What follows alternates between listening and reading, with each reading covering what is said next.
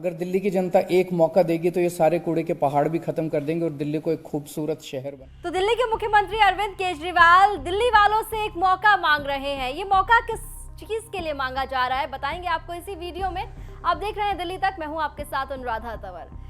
दिल्ली में अब अगला चुनाव जो है वो एमसीडी का होने वाला है, लेकिन अभी तक न एमसीडी चुनावों की तारीखों का ऐलान हुआ है, न अभी एमसीडी चुनावों को लेकर किसी तरह की कोई नोटिफिकेशन सामने आई है। हाँ, ये जरूर है कि एमसीडी के एकीकरण का मसौदा कमेटी ने बना दिया है और 3 अक्टूबर तक आखिरी तारीख है जब आप अपनी आपत्तियां और सुझाव दर्ज करा सकते हैं। उसके बाद ये बताया जा रहा है, दरअसल ये कयास लगाए जा रहे हैं कि गुजरात विधानसभा चुनावों के आसपास ही दिल्ली के अंदर एमसीडी के चुनाव हो सकते हैं।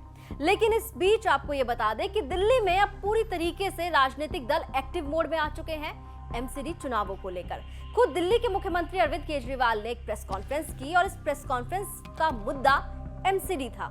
जी हाँ, दिल्ली के अंदर जो 3 बड़े कूड़े के पहाड़ हैं, जिसे आप लैंडफिल्स के नाम से जानते हैं, चाहे हम भलसवा लैंडफिल की बात करें, ओखला लैंडफिल की बात करें या फिर गाजीपुर लैंडफिल की बात करें, अरविंद केजरीवाल ने सीधे तौर पर भारतीय जनता पार्टी पर निशाना साधते हुए कई गंभीर आरोप लगाए और कहा कि दिल्ली वालों का जो जीवन है वो नर्क बनाया हुआ है, जहां पर ये तीनों लैंडफिल साइट्स हैं। इसके अलावा उन्होंने ये भी आरोप लगाया है भारतीय जनता पार्टी पर कि 16 और कूड़े के पहाड़ जो हैं वो बनाने की कोशिश की जा रही है। लेकिन इसके साथ ही अरविंद केजरीवाल ने दिल्ली वालों से एक मौका मांगा। जी हाँ, एमसीडी चुनावों में जीतने का मौका मांग लिया है अरविंद केजरीवाल ने। वो पता नहीं मशीनें कितनी लगाई कितनी नहीं लगाई, लेकिन मैं समझता हूँ कि आज 21वीं सदी के अंदर इन पहाड़ों को से निपटारा पाना कोई मुश्किल काम नहीं होना चाहिए अगर नीयत साफ है तो। पहले ये लोग कहते थे कि इनसे सरकारी स्कूल नहीं चलते, हमने सरकारी स्कूल चला के दिखा दिए। ये कहते थे इनसे सरकारी अस्पताल नहीं चलते, इनकी सारी सरकारें जो है वो हाथ खड़े कर देती हैं, हमने सरकारी अस्पताल चला के दिखा दिए। अगर दिल्ली की जनता एक मौका देगी तो ये सारे कूड़े के पहाड़ भी खत्म कर देंगे और दिल्ली को एक खूबसूरत शहर बनाएंगे। हमें कोशिश तो ये करनी चाहिए थी कि इन तीनों पहाड़ों को ख़त्म करें और जैसे दुनिया के अन्य शहर हैं जो डेवलप्ड कंट्रीज़ हैं, वहाँ पे जो सॉलिड वेस्ट मैनेजमेंट की मॉडर्न टेक्निक्स हैं उनको लाके हम दिल्ली में लागू करें। हमें कोशिश तो ये करनी चाहिए थी, वो ना करके आज ये तीनों पहाड़ों की स्थिति ऐसी है कि हज़ारों करोड़ रुपए खर्च करने के बाद भी इन पहाड़ों की डेली हाइट बढ़ती जा रही है कम होने की बजाय। और अब ये सुनने में आ रहा है कि इन 3 पहाड़ों के अलावा ये लोग 16 और जगहों पे नए कूड़े के पहाड़ बनाने का प्लान कर रहे हैं। आप कल्पना कर सकते हो, अगर 16 कूड़े के पहाड़ पूरी दिल्ली में जगह जगह कोने कोने में बन गए तो लगभग सारी दिल्ली के लोग 24 घंटे बदबू का शिकार होंगे। 24 घंटे आपके घर में बदबू आएगी। फिर ऑलमोस्ट हर इलाके के अंदर एक कूड़े का पहाड़ होगा, 24 घंटे बदबू आएगी, चारों तरफ 24 घंटे मच्छर मक्खी होंगे पूरी दिल्ली में, चारों तरफ धुआं ही धुआं होगा और दिल्ली एक तरह से कूड़े के पहाड़ों की राजधानी बन जाएगी। तो एक तरफ दिल्ली के लोगों से एमसीडी चुनाव में जीत दिलाने के लिए मौका मांग रहे हैं अरविंद केजरीवाल, तो दूसरी तरफ भारतीय जनता पार्टी पर कई गंभीर आरोप लगा रहे हैं कि दिल्ली के अंदर कूड़े के ढेर बढ़ा दिए हैं, दिल्ली के अंदर 16 और जो कूड़े के ढेर हैं वो बनाने की कोशिश की जा रही है। लेकिन इन तमाम आरोपों पर भारतीय जनता पार्टी ने पलटवार करने में देरी नहीं की। बीजेपी की ओर से भी एक प्रेस कॉन्फ्रेंस हुई और भारतीय जनता पार्टी की दिल्ली इकाई के प्रदेश अध्यक्ष आदेश गुप्ता ने प्रेस कॉन्फ्रेंस की और आदेश गुप्ता ने अपनी प्रेस कॉन्फ्रेंस में इन तमाम आरोपों को सिरे से खारिज किया और ये आरोप लगा दिया कि अरविंद केजरीवाल और उनकी पार्टी जो है सिर्फ झूठ बोलने का काम करती है। जिस तरह से कल से आम आदमी पार्टी एक नया झूठ लेकर आई है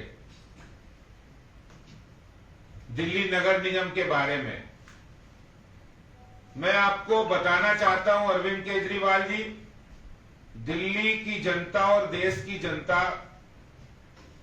इन 16 पहाड़ के बारे में, कूड़े के पहाड़ों के बारे में उसे पता है नहीं पता है, लेकिन दिल्ली की जनता यह संकल्प जरूर कर चुकी है कि जो आम आदमी पार्टी के 62 भ्रष्टाचार के प्रतीक कूड़े जो दिल्ली के अंदर आम आदमी पार्टी के विधायक हैं और जो भ्रष्टाचार कर रहे हैं उनको जरूर दिल्ली से हटाने का काम दिल्ली की जनता करेगी। आप झूठ बोलिए, जिन बातों का तथ्य नहीं होता उनका जनता कोई संज्ञान नहीं लेती। आपने 20 करोड़ रुपए विधायकों की खरीद की बात कही, फिर आप ये भी नहीं बता पाए किसने फोन किया था, किसने देने का ऑफर किया था।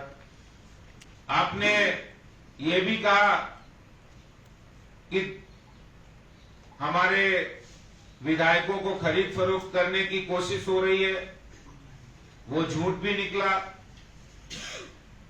आपने अपने ऊपर जो शराब घोटाले के आरोप लगे उसके बारे में भी बहुत सारी बातें कही,